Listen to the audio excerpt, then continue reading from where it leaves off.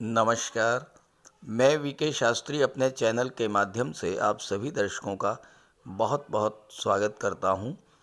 ग्रहों के महामंत्री देवगुरु बृहस्पति 3 फरवरी 2024 को नक्षत्र परिवर्तन करके शुक्र के नक्षत्र भरणी नक्षत्र में गोचर कर चुके हैं और 17 अप्रैल 2024 तक भरणी नक्षत्र में ही गोचर करेंगे और इसके बाद 30 अप्रैल को राशि परिवर्तन करके वृषभ राशि में चले जाएंगे। तो जाते जाते क्या देकर जाएंगे देवगुरु बृहस्पति, यही होगा आज की चर्चा का विषय। देवगुरु को ज्योतिष शास्त्र में ग्रहों के महामंत्री की संज्ञा दी गई है और गुरु का गोचर हमेशा कुछ न कुछ प्रदान करने वाला ही होता है। देवगुरु सर्वाधिक शुभ ग्रह माने गए हैं और कुंडली के किसी भी भाव में गुरु का गोचर हो हमेशा शुभ फल ही प्रदान करते हैं और कुंडली के जिस भाव पर गुरु की दृष्टि पड़े उस भाव को तो गंगा जल की तरह पवित्र कर देते हैं, क्योंकि गुरु की दृष्टि में अमृत होता है। लेकिन मेष राशि में 22 अप्रैल 2023 से गुरु का गोचर कुछ ऐसा रहा जिसमें गुरु आपको चाह करके भी कुछ नहीं दे पाए, क्योंकि कोई भी ग्रह अगर वो खुद ही पीड़ित हो जाए तो अपना कोई शुभ फल कैसे देगा। देवगुरु मेष राशि में लगभग 8.5 माह तक गोचर किए और इस गोचर काल में राहु के साथ चांडाल दोष बना और ये गोचर कुछ ऐसा रहा जिसमें गुरु आपको कुछ भी नहीं दे पाए। 30 अक्टूबर को जब चांडाल दोष समाप्त हुआ तो उसके बाद देवगुरु वक्री हो गए। 31 दिसंबर को गुरु जब मार्गी हुए तो केतु के नक्षत्र अश्विनी में गोचर के कारण कोई विशेष फल नहीं दे पाए। लेकिन 3 फरवरी 2024 को वो महत्वपूर्ण तिथि है जब गुरु नक्षत्र परिवर्तन करके शुक्र के नक्षत्र भरणी में आ चुके हैं और 17 अप्रैल 2024 तक भरणी में ही गोचर करेंगे। भरणी नक्षत्र में गुरु के 2.5 महीने का गोचर कन्या राशि के जातकों को क्या क्या शुभ फल प्रदान करेगा, इसी का विश्लेषण करेंगे इस वीडियो में। ये विश्लेषण आपकी चंद्र राशि के आधार पर किया जा रहा है और वीडियो के अंत में मैं आपको देवगुरु के उपाय भी बताऊंगा। तो ये है कन्या राशि के जातकों की कुंडली। देवगुरु का गोचर कुंडली के अष्टम भाव में है और 3 फरवरी से देवगुरु शुक्र के नक्षत्र भरणी नक्षत्र में गोचर कर रहे हैं और शुक्र आपकी कुंडली में भाग्य भाव और धन भाव के स्वामी हैं। तो देवगुरु भरणी नक्षत्र में गोचर करते हुए धन भाव और भाग्य भाव का भी फल प्रदान करेंगे और इसके अलावा देवगुरु चौथे भाव और 7वें भाव के भी स्वामी हैं, तो चौथे और 7वें का भी फल आपको मिलेगा। पहले भरणी नक्षत्र को समझिए क्या है। भरणी नक्षत्र शुक्र का नक्षत्र है और बहुत ही एनर्जेटिक नक्षत्र है। ये नक्षत्र दो विपरीत एनर्जीज को बैलेंस करके चलने वाला नक्षत्र है। भरणी नक्षत्र में अगर कोई पाप ग्रह या क्रूर ग्रह गोचर करे तो ये बहुत ही खराब और भयावह फल देता है, लेकिन इसके विपरीत अगर कोई शुभ ग्रह गोचर करे तो ये उसकी शुभता में वृद्धि करता है, शुभ फल देने की तीव्रता को कई गुना बढ़ा देता है। देवगुरु जैसा शुभ और सौम्य ग्रह जब भरणी नक्षत्र में गोचर करेंगे तो चूंकि इस नक्षत्र में एनर्जी बहुत ज़्यादा है और स्वच्छंदता भी बहुत ज़्यादा है, तो गुरु जैसा ज्ञानवान, विजडम वाला और धन देने वाला ग्रह जब गोचर करेगा भरणी में तो इस नक्षत्र की ऊर्जा का सही तरीके से उपयोग किया जा सकता है। ये बहुत ही अच्छी स्थिति है कि गुरु लगभग 2.5 माह तक भरणी में रहेंगे। और दूसरी बात यह है कि जब देवगुरु भरणी नक्षत्र को छोड़कर जाएंगे तो पूरे 12 वर्ष के बाद ही भरणी में आएंगे और इसलिए भी गुरु का ये गोचर विशेष फलदायी है। तो आइए समझते हैं इसके प्रभाव को। आगे बढ़ने से पहले मैं चर्चा करना चाहूँगा राहु गुरु के चांडाल दोष का क्या दुष्प्रभाव आपको पिछले 8.5 महीनों में झेलना पड़ा होगा, और अगर ऐसा हुआ हो तो ज़रूर कमेंट करके बताइएगा। देखिए, गुरु का गोचर अष्टम भाव में और यहाँ पर राहु का गोचर पहले से ही था। गुरु राहु का चांडाल दोष अष्टम भाव में बना। अब अष्टम भाव तो वैसे ही खराब भाव है और राहु आकस्मिक घटनाओं के कारक होते हैं। तो यहाँ पर गुरु राहु का चांडाल दोष बनने का सबसे बड़ा नेगेटिव प्रभाव आप पर पड़ा होगा कि अचानक से आपका स्वास्थ्य बहुत ज़्यादा खराब हो गया होगा।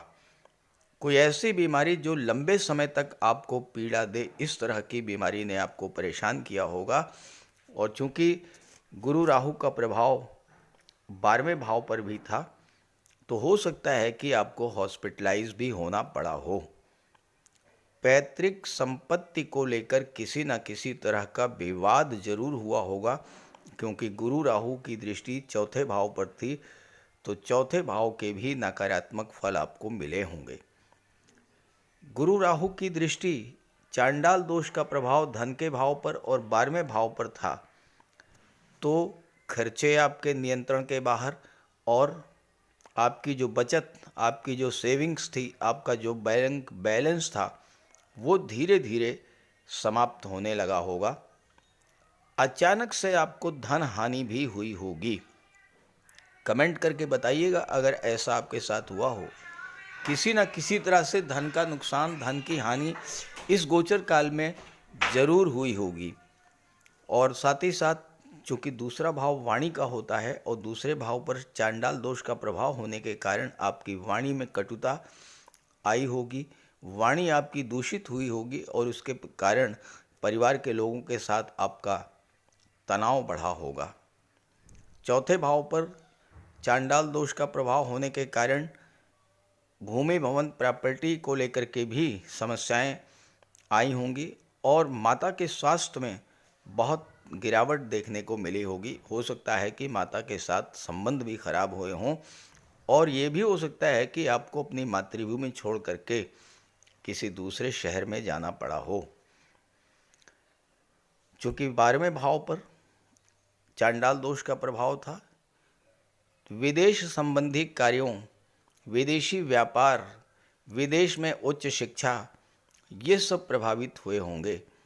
आप वर्क वीज़ा के लिए, वर्क परमिट के लिए परेशान थे, प्रयास कर रहे थे, लेकिन आपको सफलता नहीं मिली होगी। विदेशी व्यापार में आपका पैसा डूब गया होगा या पैसा फंस गया होगा। और ये सब आपके साथ अगर हुआ हो तो ज़रूर कमेंट कीजिएगा। अब ये सब चीज़ें समाप्त हो चुकी हैं, तो आइए अब समझते हैं कि गुरु भरणी नक्षत्र में आपको क्या फल प्रदान करेंगे। भरणी नक्षत्र में गोचर करते ही सबसे पहला जो प्रभाव पड़ेगा वो ये है कि 8वें भाव से संबंधित जो भी परेशानियां आपके जीवन में थीं, अब उनसे आपको राहत मिलने शुरू हो जाएगी। और चूंकि शुक्र भाग्य भाव के स्वामी हैं और गुरु शुक्र के नक्षत्र में गोचर कर रहे हैं, तो आपको इस समय भाग्य का साथ मिलेगा। ईश्वर की विशेष कृपा आप पर होगी और आप अपनी पिछले परेशानियों से बाहर निकलेंगे। दूसरी बात, आपका पैसा, कोई डूबा हुआ पैसा, कोई फंसा हुआ और कोई रुका हुआ पैसा, वो आपको इस समय मिलेगा। गुप्त धन की प्राप्ति होगी, पैतृक संपत्ति मिल सकती है, लॉटरी से, शेयर से, इंश्योरेंस के क्षेत्र से आपको धन की प्राप्ति हो सकती है। 12वें भाव पर गुरु की दृष्टि पड़ेगी और गुरु चौथे भाव पर भी दृष्टि डाल रहे हैं, तो आप विदेश में इस समय सेटल हो सकते हैं। विदेश जाने के मार्ग की बाधाएं दूर होंगी और साथ ही साथ विदेश संबंधी कार्यों में अब आपको सफलता मिलेगी। खर्च में कमी आएगी और चूंकि शुक्र धन भाव के भी स्वामी हैं और गुरु की दृष्टि भी धन भाव पर है, तो धन का संचय धीरे धीरे शुरू होगा। आपकी आर्थिक स्थिति में सुधार देखने को मिलेगा। आपका बैंक बैलेंस जो ज़ीरो हो गया था, आपके सामने जो कर्ज की स्थिति बनी थी, वो स्थितियां भी अब समाप्त होंगी। परिवार के लोगों का आपको सहयोग मिलेगा, आपके जीवन साथी का आपको सहयोग मिलेगा, जीवन साथी की भाग्योन्नति होगी और व्यापार व्यवसाय में भी उन्नति देखने को मिलेगी। सबसे बड़ी बात यह है कि गुरु 12वें भाव का और 7वें भाव का संबंध बना रहे हैं, तो विदेशी व्यापार के लिए ये समय अत्यंत अनुकूल होगा। कोई नई बिजनेस डील आपको मिल सकती है। आपका जो विदेशों में पैसा फंसा हुआ था वो आपका पैसा आपको वापस मिलेगा। और चूंकि चौथे भाव का भी 12वें से संबंध बन रहा है, गुरु के चौथे के स्वामी हैं, चौथे पर दृष्टि डाल रहे हैं और 12वें पर भी दृष्टि डाल रहे हैं, तो इस समय आप विदेश में भी भूमि, भवन, प्रॉपर्टी ये सब चीज़ें खरीद सकते हैं। अब नक्षत्रों के आधार पर बात कर लें। कन्या राशि के वो जातक जिनका जन्म उत्तरा फाल्गुनी नक्षत्र में हुआ है, उनको पैतृक संपत्ति संबंधी लाभ मिल सकता है। रुके हुए धन की प्राप्ति हो सकती है। ज्योतिष, तंत्र मंत्र, रिसर्च के क्षेत्र में विशेष सफलता मिलेगी। जो लोग इंश्योरेंस के क्षेत्र से जुड़े हुए हैं उनको विशेष लाभ मिलेगा। स्वास्थ्य संबंधी समस्याओं से राहत मिलेगी। जो लोग हस्त नक्षत्र में जन्म जिनका हुआ है उनके लिए तो ये समय बहुत ही अच्छा रहेगा। स्वास्थ्य संबंधी चिंताएं समाप्त होंगी, धन आगम होगा, आय के नए नए स्रोत बनेंगे और आपके जीवन साथी इस समय बहुत अच्छा करेंगे और जीवन साथी का आपको सहयोग भी मिलेगा। किसी तरह के पार्टनरशिप का अगर व्यापार है तो पार्टनर के सहयोग से आप अपने व्यापार व्यवसाय को बहुत आगे ले जाएंगे। फाइनेंशियल कंडीशन में सुधार देखने को मिलेगा। और अगर आपका जन्म चित्रा नक्षत्र में है तो थोड़ा आपको सावधान रहना होगा। चित्रा नक्षत्र के जातकों के लिए ये गोचर बहुत अच्छा नहीं है। स्वास्थ्य का विशेष ध्यान रखें। कार्यस्थल पर अपने व्यवहार का ध्यान रखें। कुछ लोगों को सरकारी पक्ष से भी परेशानी हो सकती है। खास करके टैक्स रिलेटेड मैटर्स में आपको समस्या आ सकती है और वाहन चलाते समय भी आपको सावधानी बरतनी होगी। तो अगर ऐसी स्थिति है तो आप देवगुरु बृहस्पति का उपाय अवश्य कीजिएगा। बात करते हैं उपायों पर।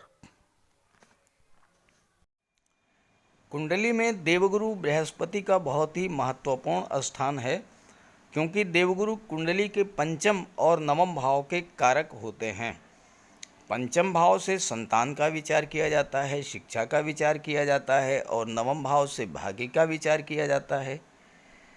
गुरु ग्रह भाग्य के लिए जिम्मेदार माने जाते हैं और किसी भी कार्य की सफलता के लिए देवगुरु का मजबूत होना बहुत ज़रूरी है।